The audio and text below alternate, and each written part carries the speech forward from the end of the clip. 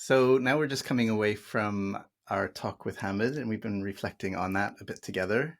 And there's a lot resonating for me around that, particularly around how different speaking to him was from speaking to a lot of our other guests.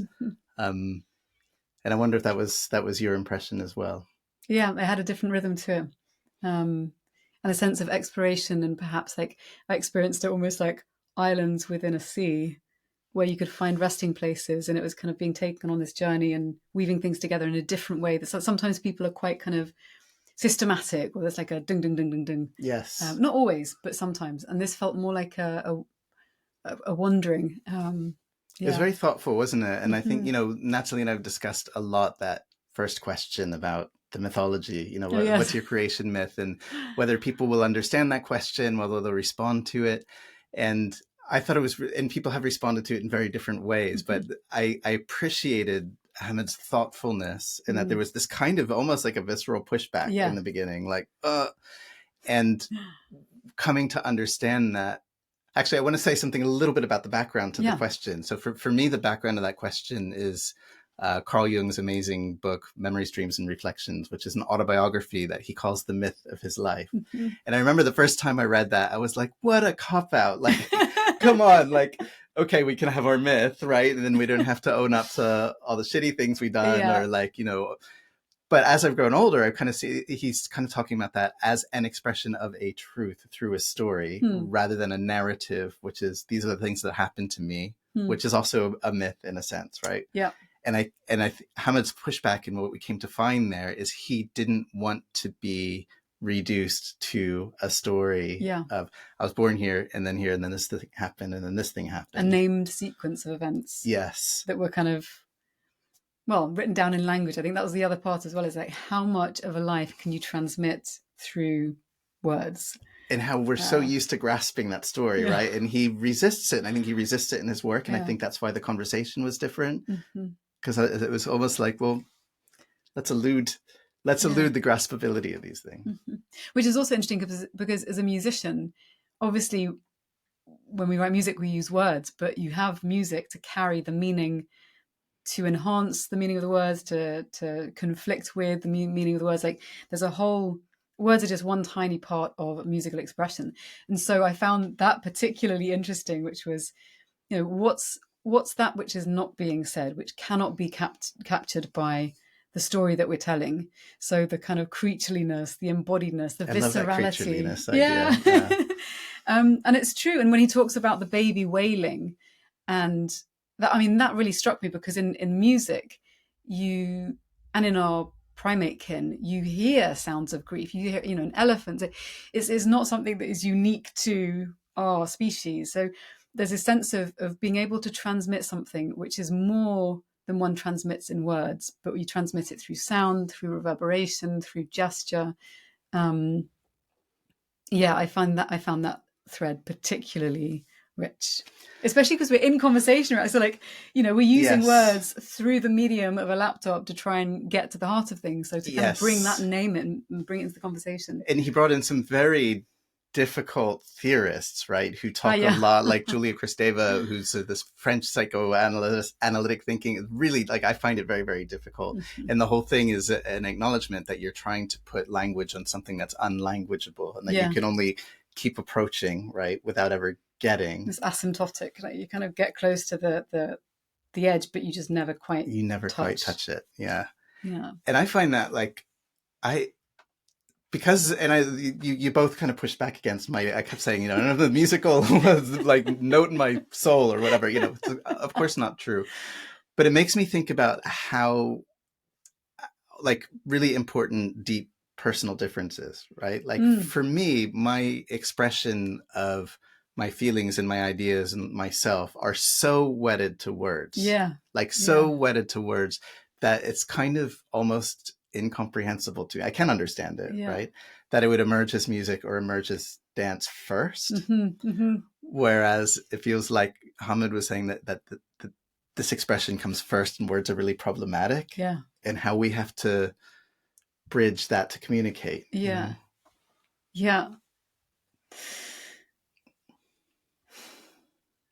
funny, it makes you think of and our comfort with different modalities and being forced to engage in certain modalities because those are the dominant modalities. So I was thinking about this, one of the first challenges to language I had when coming to Barcelona. One of my dear friends, who's an extraordinary musician and artist, Blanche Ellis, she also does illustration, and she is incredibly embodied in the sense that she moves in whatever way she feels she wants to move. She dances. And when we were at art school, one of the ways that she would engage with people is through movement. And, you know, she's British. I was born in the UK too. And we're sort of standing there in this sort of little bubble where norms are not quite as tightly held as they otherwise might be. So it's a lot less stiff upper lip in this art school. And she would come up and express herself through physicality, through moving, or like I'm asking her how she is and she might give me a gesture. And I remember viscerally in my body being like, fucking hell, what are you doing? This is so awkward. And now it's second nature. It depends on the context. I mean, I wouldn't do that on a stage necessarily. But there's also this kind of, you know, what are we most familiar with? What are we resisting? What are we missing out on by sticking to our lane and saying, well, okay, well, I know how to use words. That's as far as I'm going to permit myself to express the interiority of my experience. Like, I don't know, there's something really, and I don't think it's necessarily courageous. I think it is also that, but natural about the way that Hamid was expressing his longing to make known how he feels. And to learn about that, like he went and sought out these theories to put words around this inexpressible stuff. And I think he does that really, really well. Yeah. And I think what's also really rich and fascinating about this conversation is the way in which, you know, the first idea is because of the content of what I'm expressing, nobody's really going to be interested in it, right? Yeah, quite and self-deprecating. In a way, yes. To a fault, I mean. Yes. But also identifying that, you know, singing about same-sex love in Arabic might not jump into the chart straight away, right? And then this thing happens. So this thing that's a very personal expression then becomes a very public expression. And then he talks about this moment on the radio at 20 years old where the personal expression suddenly gets attached to geopolitical, racial, religious, all of those things. All of it that he's supposed to answer to. At age 20. And how like it feels like, and I'm just thinking this now, it feels like a violence. Right? Oh, interesting. Yes, that there's a violence to this thing that's out there.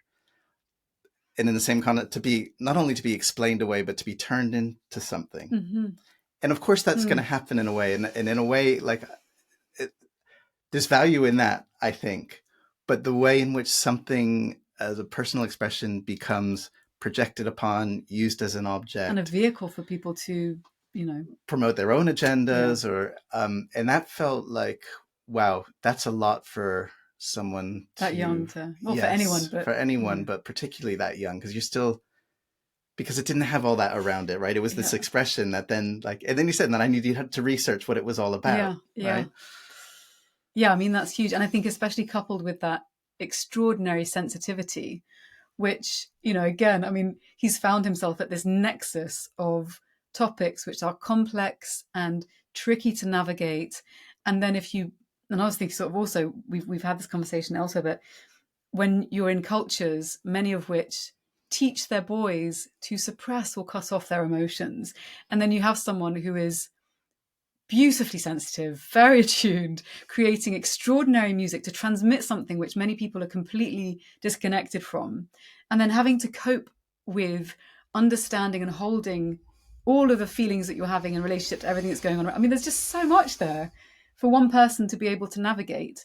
It's painful. Like, hear you say it, I'm like, oh my God, it's really, because, you know, these are all ideologies and ideas until you have someone who's embodying many of these qualities and trying to forge a new way. I mean, that's as if it wasn't enough pressure already. And then someone's living at that nexus.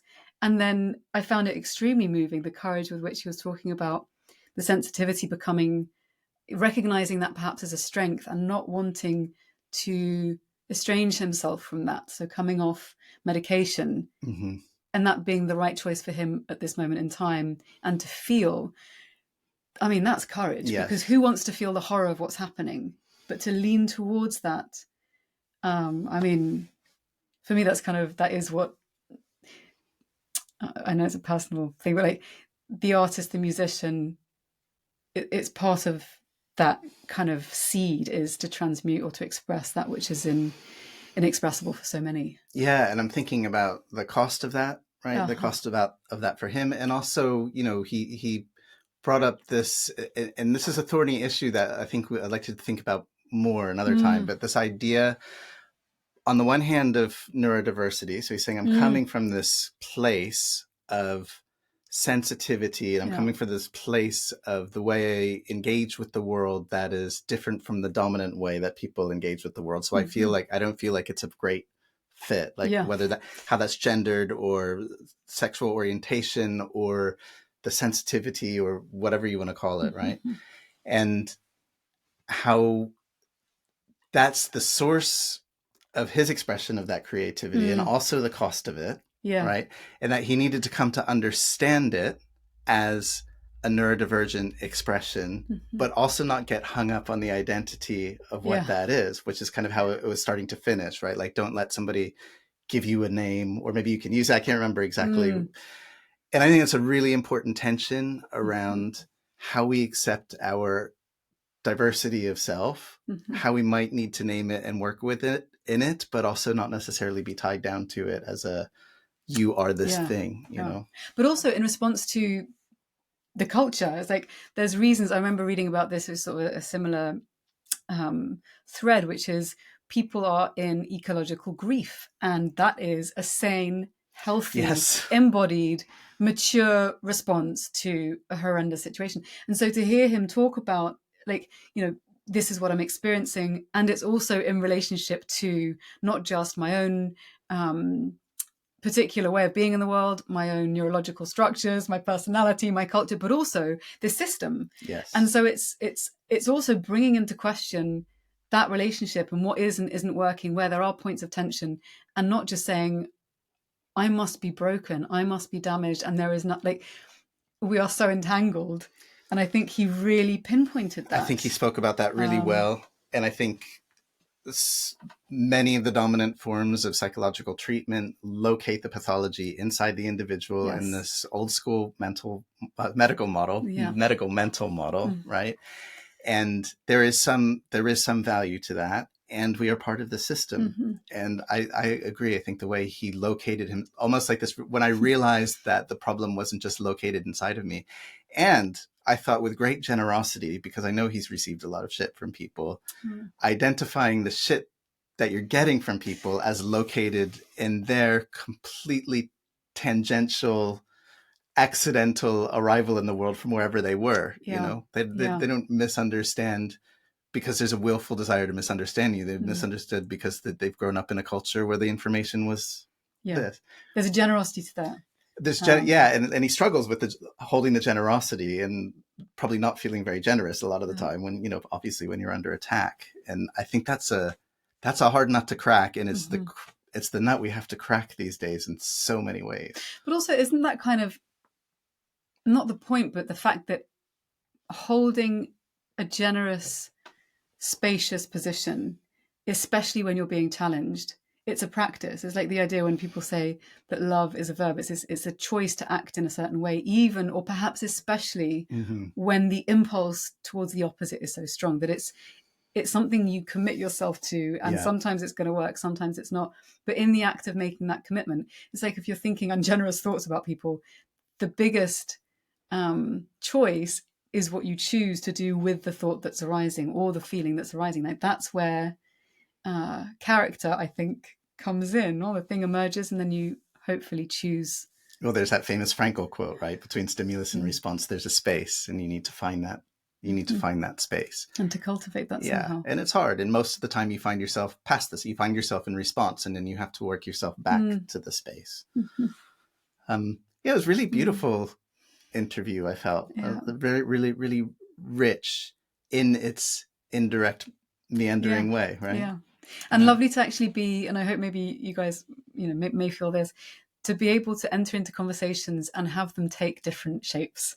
So I think one of the things that's important to us is that there is plurality, and that we can have conversations in different forms that take us to different places with whatever structures come up. And actually it's the the human connection and the exploration that is the most important thing, however that ends up showing up. We're going to have to, we as a global community have to be so much better at sitting with differences that make us uncomfortable, differences from each other that make us uncomfortable. And also, and so I speak to my own personality here as well, like not having to get to the point, like being able to wonder, and that in itself be its own rich process. So it's also kind of, again, back to those cultural contexts of what's the reason for doing this, where's the meaning, and not being wedded to a particular form or structure because we think that that's how it has to be. Yeah. It's my perfectionism creeping in. But well, again, I was practice. Just like meandering. But it's also poetic. But it's kind of like, and I think the framing of it as well, like I'm thinking back to, thinking of framing, to Athene's interview, framing, the perfectionism and the needing to have the answer, framing suddenly the whole thing as play and experimentation. We can find other routes in to meet people if we just reframe sometimes. Yes, this isn't a structure, this is a wonder, this is an exploration. And suddenly, because the kind of the direction or the directive maybe is slightly different, it then opens up that spaciousness to be able to approach in a different way. For sure. Anyway, we're kind of going out to the macro. So what are some of the things that we'd like to pull out from that interview? Right. So for those of uninitiated in some of the high academic theory that strap yourself in. Hamid was talking about, Julia Kristeva we mentioned before. If you're not familiar with the text, I'm not sure if I'd start with a text from her. Maybe go for a little bit of aboutism. The Freud essay, like about Julia Kristeva, as a first, people talking about her. An introduction to Kristeva, and then you go to the original text because you need to have it explained to you first.